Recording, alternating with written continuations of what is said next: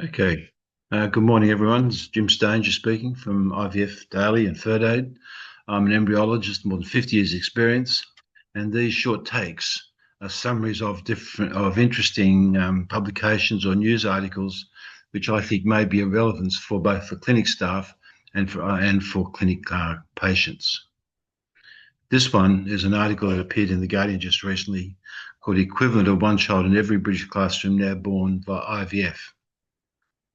And it just illustrates how in the last 10, 15 years, IVF has gone from a cottage industry to a large mainstream industry, now actively contributing to the fertility of a country. So this story, and I'll read it for you verbatim, but you can read it as I go along. It's actually a very good article.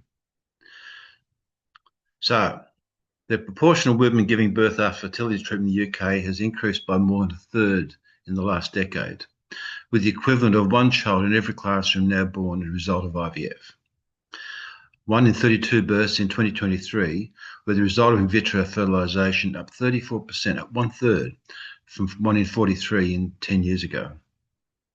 Overall, 52,400 patients had more than 77,500 IVF cycles at IVF clinics in the UK. That's an amazing amount of work. While 20,700 babies are born following the process, up from 8,000 25 years ago. The number of women freezing their eggs also increased sharply, with cycles up from 4,700 to 6,900 in 2023. Egg freezing increased most among women in their 30s, but the number using their frozen stored eggs remained very low.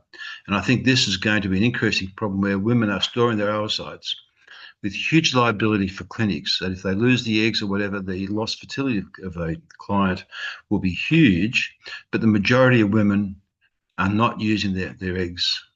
So this is a major issue. The storage of these eggs over a long period of time, 10, 15 years, is going to be a major problem. IVF births now make up a higher proportion in all UK births, increasing from 1.3 in 20 to 3.1 in 2023.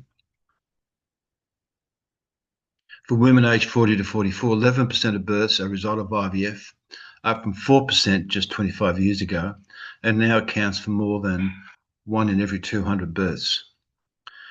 Surprisingly, 820 babies were born as a result of donor insemination, which has been falling for some time. The report also reveals a reduction in the number of IVF cycles funded by the health service. The proportion of NHS-funded IVF cycles declined from 35% to 27% in 23, decreasing most in England. More than half of IVF cycles in Scotland were funded by the NHS, 50% in Ireland, 33% in Wales, and 24% in England. The HFEA also raised concern about the racial disparity, Asian and black patients having lower birth rates compared to white patients, and those from mixed ethnic. That is something to do with costs and access more than anything else. It's really only just a financial thing. Julian, chair of the HFEA, said IVF is helping more people to have babies, including people with different ages and family types.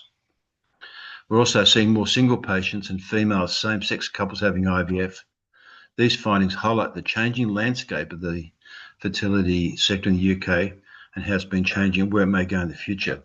These reports from England are being observed everywhere else, including Australia and the US. However, that she makes a point that they're very concerned to see that Black and Asian patients continue to have lower IVF birth rates compared to other patient groups. And our recent national patient survey found that Asians and Black patients are less likely to report being satisfied by their fertility treatment. This is an increasing topic of publications, both here and in the US, and at the moment it's unclear exactly what it means.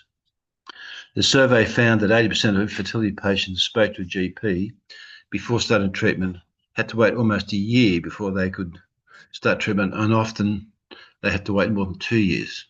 Now, that's not a problem if you are in your early 20s, but if you are in your early 40s, 2 years significantly reduces your chance of success. And I think partly explains one reason why people are seeking private support rather than NHVA funding. Recent data also shows the gynecology waiting lists were long, Jane said. Anyone with concerns about their fertility should speak to their GP. But really, it's a problem of so many people flooding the system, and the system unable to accommodate increasing levels of activity. And they're already fairly stretched as it is, and people actively seeking out private services.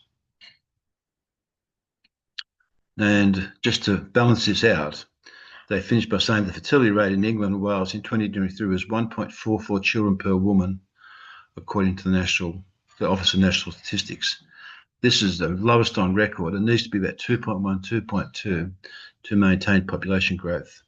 So if we have on one hand a falling number of women having children, at the same time more and more women flooding into IVF for fertility treatment. It's a worthwhile article to read, and I recommend you do just that.